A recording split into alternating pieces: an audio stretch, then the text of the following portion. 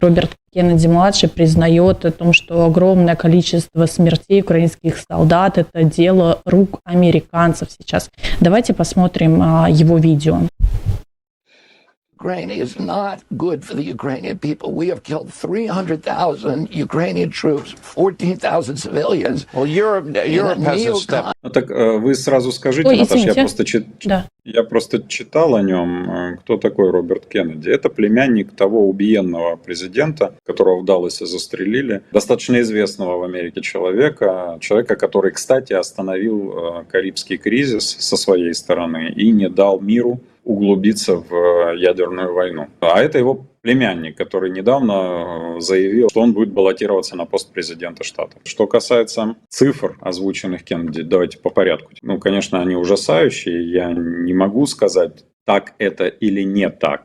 Но я могу вспомнить, что осенью того года генерал Милли, тот, кого Байден сейчас увольняет, это глава комитета штабов, да, американских.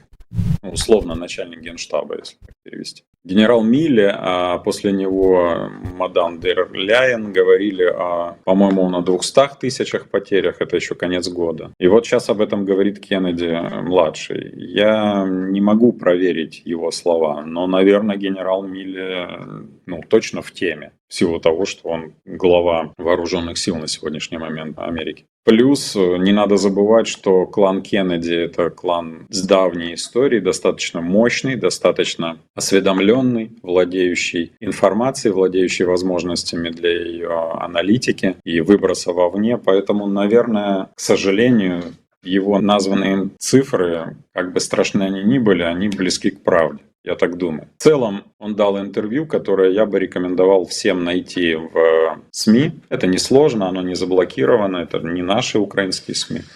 Это американские, там пока еще не все заблокировано. Посмотрите это интервью, почитайте его. Это очень-очень интересно. Он рассказывает о сущности сегодняшней Америки. Он рассказывает о том, что они участвовали с 60-х годов в 2/3 государственных переворотов.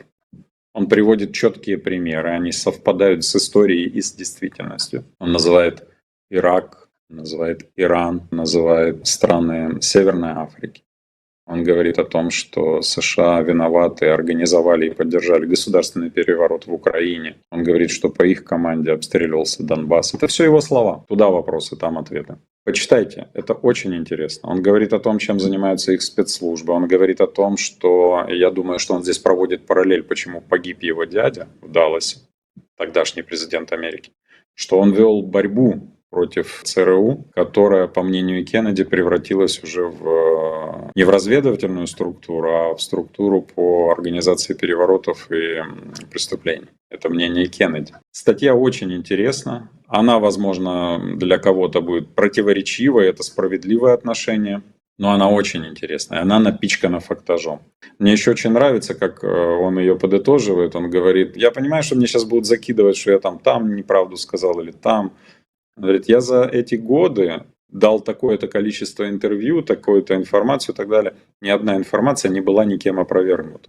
Я, конечно, не Кеннеди, но могу привести в пример, что все, что было сделано мной и моей командой с 2013 года, это за 10 лет, и в общественной сфере, там, где мы тарифы помножили на 0 и доказали их скотство и незаконность, и там, где мы в Министерстве обороны создали предварительный аудит, операционный аудит, ничего из этого, ничего, никто, как бы они ни пытались, не смогли опровергнуть. Ничего вообще. Ни все эти Шабунины, ни прочие шавки, которые на зарплате у агентуры влияния. Не только тявкали, но доказать ничего не смогли, опровергнуть ничего не смогли. Я имею в виду правильность и наших деятельностей, и наших выводов.